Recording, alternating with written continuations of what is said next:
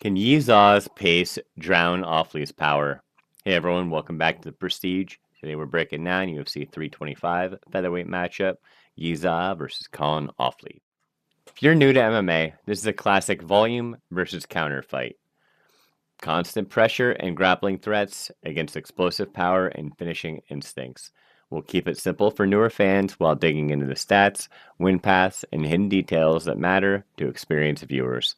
Let's break it down section by section. First, the fight style interaction map, how these two styles play up against each other. Yizha's primary style is a volume striker.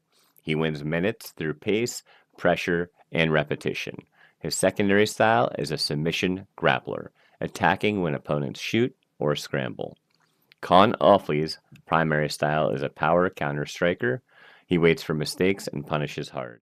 His secondary style is a submission finisher, capitalizing when damage forces ground exchanges.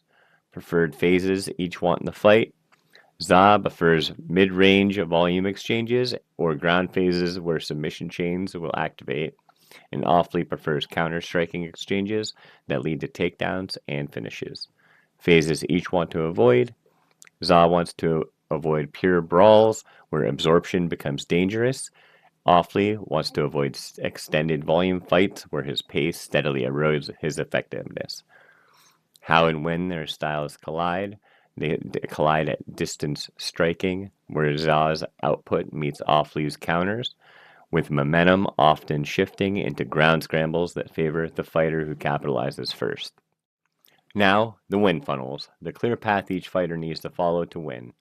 Yizha's win funnel, pressure with strikes to force errors or defensive shots, stack volume on the feet or chain ground positions, win by decision through output or submission in scrambles. For Kaan Ofli, his win funnel is draw Yizha into overcommitting and counter hard with it, transition into the ground once damage is landed, and then secure a knockout or submission in the first 2 rounds. And here are the strengths each brings specifically to this fight. For Yizha, he brings a pace and a grappling edge, high submission success rate, accurate volume that punishes absorption rates, and his chain grappling focus at his camp. Kaan Ofli brings a power and counter edge. He is a knockout threat, sharp counters in exchanges, and with the absolute MMA camp, he is focused on getting a finish with this fight. And on the flip side, the weaknesses that can get targeted by the opponent. For Yizha, a power and adaptation risk. He has finish struggles against power, he absorbs counters when he gets aggressive, and he has limited UFC sample size. The implication is you must manage the exchanges very carefully. Now for Kaan Ofli, he's a volume and grappling risk. He's unproven against elite pace. He has zero decision durability shown, and his takedown defense is very vulnerable. So he needs some early damage for this fight. Now the hidden detail the numbers reveal for this is Kaan Ofli's counter efficiency jumps up 25% against volume strikers, creating knockout opportunities off Yizha's forward pressure.